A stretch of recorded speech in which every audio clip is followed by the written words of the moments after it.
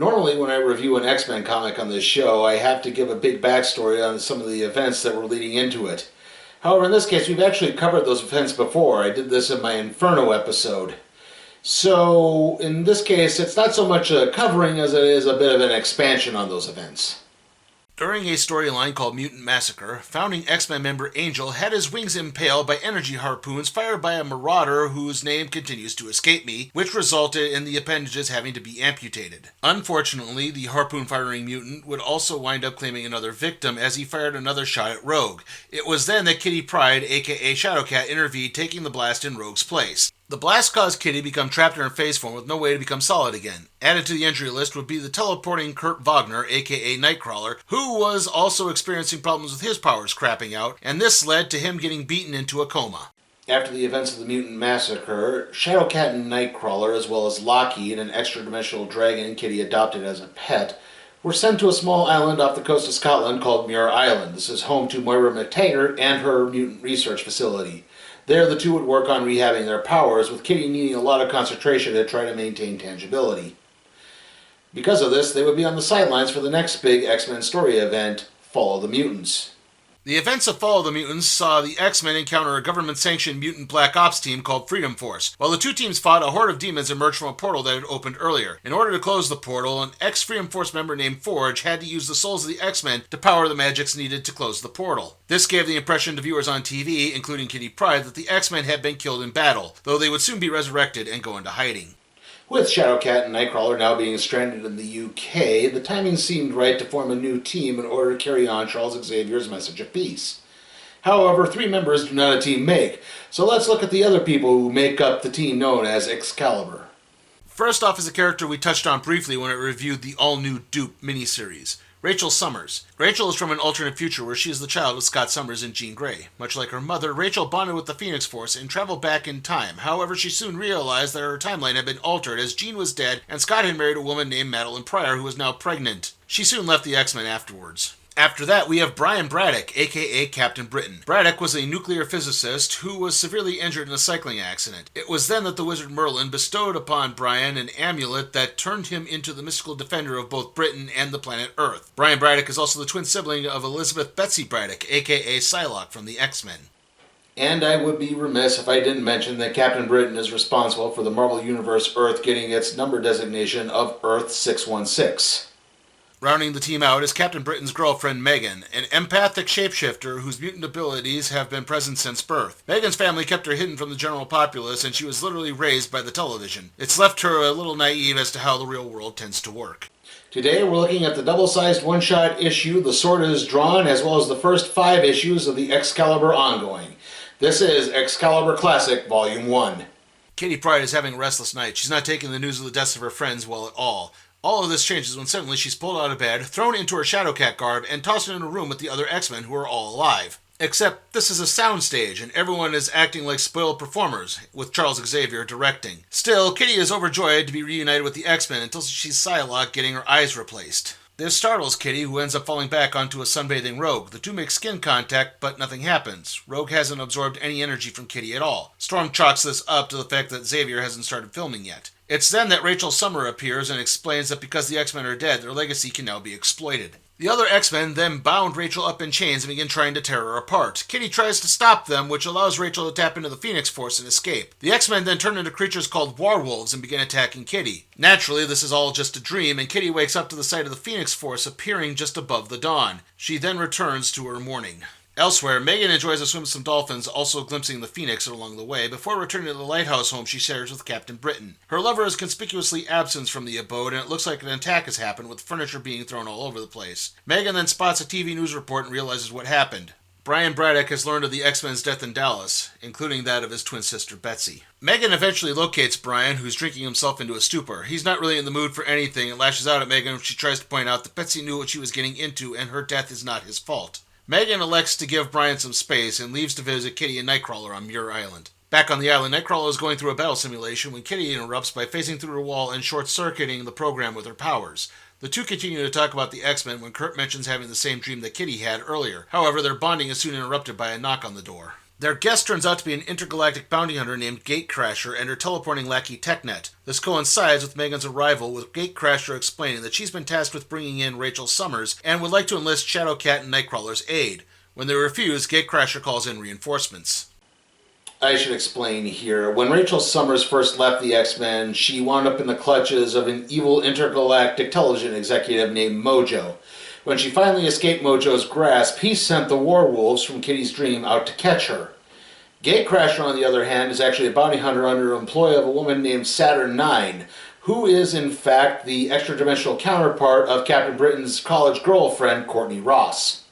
Kitty, Nightcrawler, and Megan try to put up a fight, but are soon overwhelmed, with the two women being taken hostage and Nightcrawler just barely managing to escape. As this is happening, Rachel arrives on Earth and crashes into a theater troupe, some of whom immediately begin hitting on her. The Warwolves soon follow, and she is forced to fend them off and flee. She hops on board the London Underground as the lead Warwolf gives pursuit, only to be killed by a Phoenix blast. Later at the lighthouse, Captain Britain is sobered up by an apparent intruder who reveals himself to be Nightcrawler. He explains the situation, but Brian is still not in the mood. Nightcrawler lashes out by saying that while it stinks that their loved ones are gone, that doesn't give them the right to stop living. Nightcrawler then storms off, leaving Captain Britain to come to a decision. Meanwhile, Rachel tries to make her way through the streets of London, only for Gatecrasher and her crew to find her, then take her hostage. But then the Warwolves arrive, and both groups begin fighting. Nightcrawler watches on from afar, having used a miniature version of Cerebro to track Kitty and the others. He waits for the right moment to interject and frees the hostages, with only Rachel still being conscious. Gatecrasher then grabs him, only for Captain Britain to arrive. Kitty and Megan soon revive, but it's not much help as the group gets overwhelmed again. But then, Rachel manages to break free, which manages to turn the tide of the battle and causes both bounty hunting groups to run away. Later, the group holds a campfire wake as they share memories of their lost loved ones. Captain Britain and Megan prepare to leave to go look for the remaining Warwolves, but Rachel stops them. She points out that Xavier's dream about peaceful coexistence between mutant and humans didn't die with the X-Men, and someone needs to carry on the legacy so it won't be exploited, so why not them? The others agree, and thus Team Excalibur is born.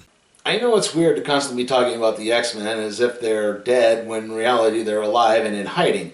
But you have to remember that the characters in the story don't actually know that, so you have to approach it from that angle.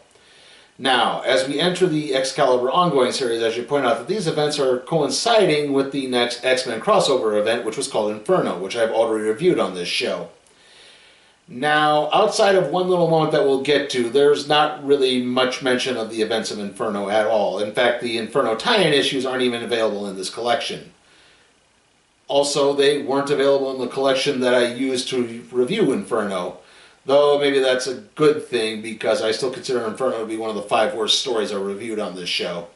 Excalibur finds themselves dealing with a hostage situation at a nightclub. Rachel and Shadowcat infiltrate the club via Kitty's phasing ability. As they leave, their police escort is attacked by one of the remaining Warwolves. The beast drains the officer's energy, leaving behind an empty husk. Inside, Rachel is touched by a psychic feeling of distress by the attacked officer, and Kitty is forced to lay low as her friend is taken hostage. Some quick thinking helps Kitty as she fashions a costume that makes her appear as a specter as she phases through the wall. It's enough of a distraction for Rachel to recover and take down the gunman. Afterwards, a man named Nigel Frobisher hits on Rachel. Elsewhere, a young man named Jacko Petri gets attacked by another Warwolf after being approached by the officer who had been attacked earlier. The same fate befalls Jacko's date.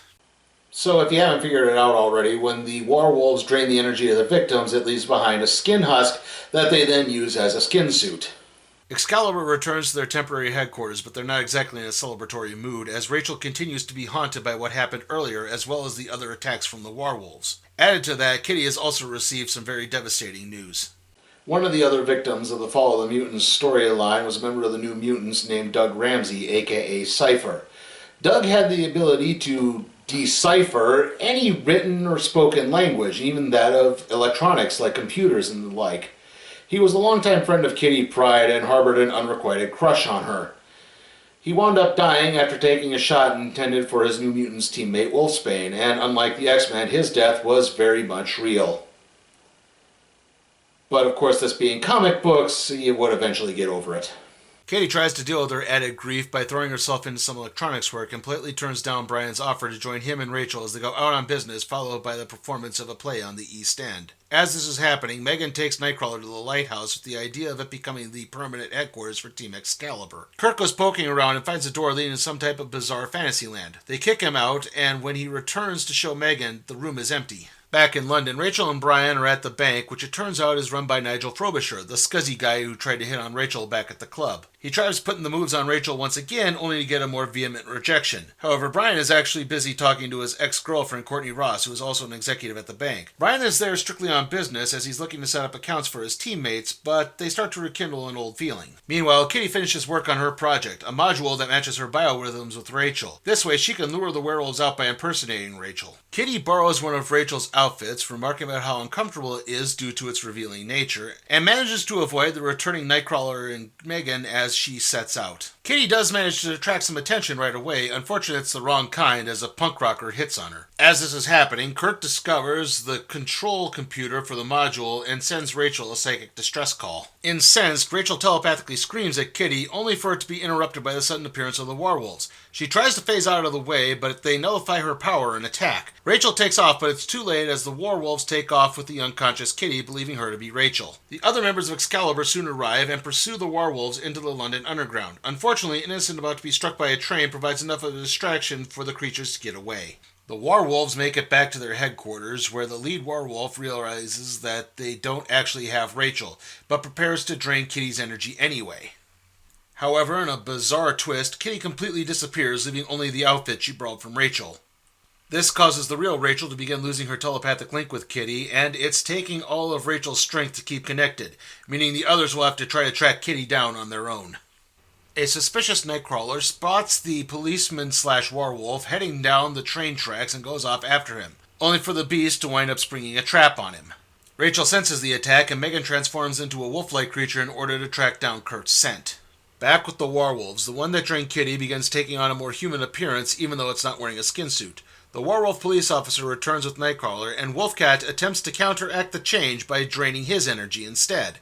However, Kitty's personality begins to take control, causing a fight to break out amongst the werewolves. Captain Britain and Megan come crashing through the wall as Nightcrawler awakens, and the trio take down the remaining werewolves, leaving only Wolfcat. Finally, as Rachel arrives, Kitty emerges naked and unscathed from the werewolf.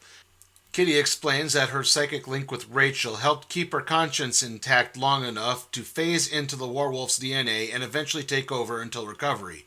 The werewolves are then placed in the London Zoo, where they seem to be happy to be entertaining people.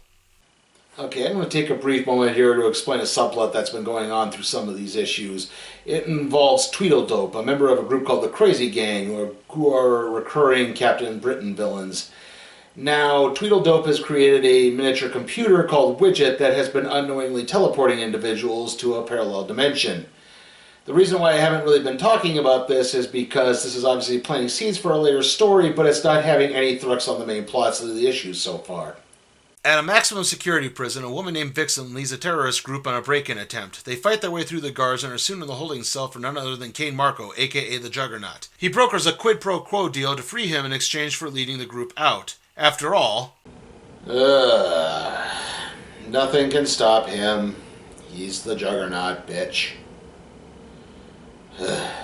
One person does step forward to try to impede the Juggernaut, Captain Britain, only to get knocked back quite a ways. The other members of Excalibur go after the other escapees, leaving Megan to confront Marco. She draws power from the Earth itself to match the Juggernaut's size, but Shadowcat uses her face power to prevent Megan from possibly destroying her hand. Instead, Rachel drops Marco with a psychic blast. Afterwards, the team moves on to more pressing matters as it's moving day. Kitty, Rachel, and Kurt are moving into the lighthouse with Megan and Captain Britain. Unfortunately, Kitty's got a cold, so she's not much of a help. She's also upset about the isolated location of the dwelling. Things continue to get rough as a storm whips up just as Brian accidentally drops a crate of software Kitty had developed with Doug Ramsey. Things continue to get awkward that night as Nightcrawler keeps everyone up with an acrobatics training session, and Kitty decides to hog the one bathroom. Then Megan tries to make Kitty a drink to ease her cold, leading to a fire breaking out. Rachel ejects several crates of Captain Britain's whiskey out of the lighthouse, cheesing them off to no extent. This leads everyone to point out that Brian's been hitting the bottle pretty hard lately, and he denies having a problem before storming off. He heads off to London to talk with Courtney a little bit more. She points out, again, that Brian needs to stop blaming himself for Betsy's death, and maybe to give up the hero life if he really doesn't want it. Brian points out that he can't really give up being Captain Britain, as that would make him a coward, but him talking to Courtney has made him feel a little bit better. It's then that Rachel contacts him as Kitty found something weird in the basement that's now gone, like Kurt did earlier. The team then apologize to each other and renew their commitment to Excalibur. However, while it may seem Excalibur are now on the same page, it appears Captain Britain and Megan are not, as he now has new plans with Courtney. Even she's starting to believe that a rekindling of their romance might be occurring. Unfortunately, before Brian can arrive to pick Courtney up, she's jumped by the crazy gang. She tries fighting them off and rushes outside to a waiting police car. She gets inside only to discover that there are no police inside. Just Ms. Locke and her bodyguard in charge, Arcade. Arcade is a hired gun known for abducting his targets and placing them in a killer amusement simulator called Murder World. Not much is known about Arcade's past other than the fact that he clearly comes from money, and he has two assistants named Ms. Locke and Mr. Chambers.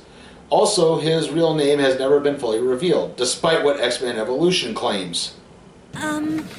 You better sign off, Weber. The next day, Kitty and Rachel go shopping while mocking each other's wardrobes. Kitty mocks Rachel over her lack of modesty, and Rachel mocks Kitty over her lack of excitement. They stop off at the cashier where they discover their money from the ATM is a little off, as the Red Queen of the Crazy Gang is on it instead of Queen Elizabeth. Meanwhile, Nightcrawler's acrobatics training session has interrupted Megan's, sunbathing, I think? I mean, she's wearing a bikini, so it's not like she just lounges around wearing that sort of thing, right? Kurt decides to give Megan a brief experience on the gym, which leads to the two falling onto the floor and then looking into each other's eyes where they're about to give in to their throbbing biological urges. Any possible shenanigans are interrupted by Captain Britain calling a meeting and leaving Kurt kicking himself. Kitty and Rachel have informed Brian of Courtney's abduction by Arcade, due to the Crazy Gang being associates of Arcade, and some clues being left on the funny money. He starts to storm off, but Rachel calms him down long enough to try to make a plan. As this is discussed, Megan becomes worried that she's losing Brian. The gang expects the clues, and it winds up leading to an abandoned steel mill in Newcastle upon Tyne. In the factory, Arcade has dressed Courtney up in a White Rabbit outfit and placed her in a comedy act with an unruly crowd. She does her best to try to entertain everyone, hoping that Excalibur will soon arrive. Soon the team is brawling with the Crazy Gang outside the mill as Captain Britain has gone off half-cocked, ruining the plan. Unfortunately, this is just what the goons wanted, as Tweedledope slaps a device on the captain, and soon the two have switched bodies. The others, initially unaware of the switch, are lured by Tweedle Britain, and soon Nightcrawler and Megan have swapped places with Jester and Knave. Tweedle Britain then moves on to Rachel, who is supposed to be swapped with the android known as the Executioner. However, the android's body is destroyed in the transfer. Still, Rachel tries her best to fight off her consciousness being overtaken, but it doesn't seem to work as something else has distracted her.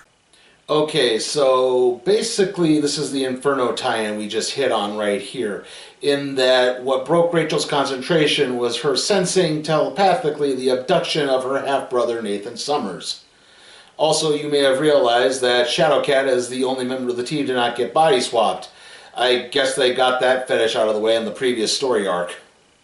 Arcade activates a trapdoor on Courtney, causing her to slide down a ramp and get changed into an Alice in Wonderland outfit. At the bottom, the crazy Excalibur gang try to explain what happened, though she's terrified, especially by Captain Dope. Still, she seems to get what's happening and tries to lead everyone away from the bad guys. Back in the command center, Arcade gets surprised by Shadowcat as she phases through the control computer. She pulls him into the Murder World simulator and leaves Lockheed behind to watch over Locke and Chambers. Realizing that he's just as susceptible to his death traps as everyone else is, Arcade goes running off to find Courtney. As this is happening, Kitty phases through the operating system and begins rewiring the controls. Arcade tries putting the moves on Courtney, only to get dropped in one punch. Courtney then gets rocketed, quite literally, throughout Murder World, eventually winding up in front of an unruly crowd of sentient pies. This isn't a comedy crowd, though. This one's actually here for a rock concert by some band, I don't know. Arcade, as well as members of both teams, soon come crashing through the walls, and in the confusion, Captain Dope manages to slip the transfer module to Courtney. At Kitty's behest, Courtney uses it to switch the bodies of Captain Britain, Nightcrawler, and Megan back into their old selves. There's just one holdout in Rachel, as she's not actually trapped in another body, she's trapped in her own with her mind being controlled. To that end, Kitty goes phasing through Phoenix Executioner, which allows Rachel to use the telepathic link she has with Kitty to regain control of her body. Soon after, Arcade is arrested. Unfortunately, Locke and Chambers somehow escaped after Locke managed to flirt passage away from Lockheed, much to Kitty's consternation. Afterwards, Courtney returns to her flat to unwind, though she admits that the adrenaline rush she's been through has left her quite wired, and she's actually looking forward to seeing Britton again. In fact, the two have plans for another date later on. But Courtney's preparation is soon interrupted by someone. As this is happening, Brian talks with Nightcrawler in a pub. Brian explains that there are things he can talk about with Courtney that he just can't with Megan due to the latter's naivete. He assures Kurt that he knows what he's doing and not to fret, though Kurt has his own feelings to consider at this point as Britton flies off. Brian arrives at Courtney's and finds someone there. It looks like Courtney, but it's not actually her. It's really her extra-dimensional counterpart, Saturnine. Before he can do anything, Brian and Saturnine begin passionately kissing. And that concludes Excalibur Classic Volume 1. So, how was it? Well, I do think this is a really good, solid team origin story. It seems all these characters are very believable. They're very grounded. They come from different angles. I kind of like Captain Britain's angle. I mean, you can understand why he drinks so much. I mean, especially to lose your sister, especially your twin sister like that. I mean, it's just a really hard thing to have to go through. And you can also kind of understand his reconnection with Courtney. Again, there are some things he can relate to her that he just can't relate to Megan, who's a little flighty at times. And yet, there's also a lot of good characterization throughout all of this. There's good banter between everyone. There's good banter between Captain Britain and Nightcrawler, between Nightcrawler and Shadowcat, between Shadowcat and Rachel. Megan's about the only one who kind of gets left out in the cold, but I mean, sometimes that just happens. But still, it's really good. Not to mention, anytime you can get Alan Davis on artwork, you have to put that in the plus category. If I do have any complaints, it's that the second story arc with Arcade feels a little rushed. Like this was a 3-issue story that got crammed into 2 issues. I mean, it seems like that last bit gets really wonky at times and hard to follow. Also, the whole thing of the subplot with the Crazy Gang and Tweedledopin building Widget, the teleporting computer, it can be a little jarring sometimes. Like, I guess back in the day, if you were doing this strictly in issue form, it wasn't so bad. But when you're reading this as part of a big trade and under one sort of story arc, it can be kind of jarring to leave this kind of high point at the end of a chapter, start the next chapter in a completely different location with an unrelated story plot. So, yeah, it's a little... Like I said, it's a little uneven sometimes.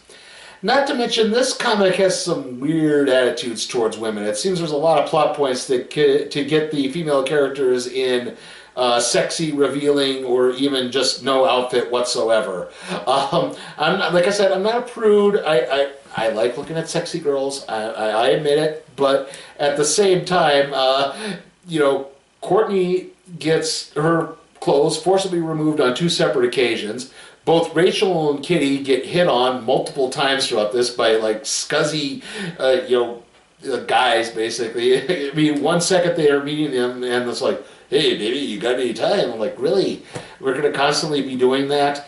And like I said, it's kind of, like I said, it's scuzzy. And on top of that, I mean, Kitty at this point, I believe, is still only about 17 years old. So... yeah, that could maybe, again, that enters into a lot of murkiness, and I can't even remember what Rachel's age is. But again, and not to mention Rachel and Kitty, while the banter between them is fun, the fact that they're constantly sniping about each other's outfits is, again, it's a little tacky. But still, this is overall a pretty enjoyable read. I wouldn't have any problem recommending this to people. This gets a solid B. Excalibur Classic Volume 1, it gets a solid B. And with that, let's see what we'll be doing next time on the Random Trade Review.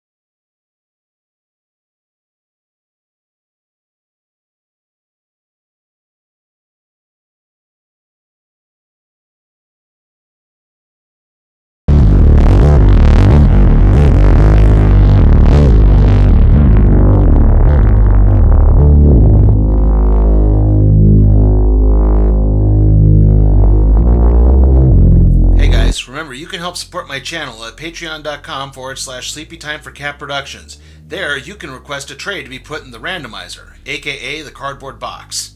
Also, remember, like, comment, share, subscribe, and ring that notification bell.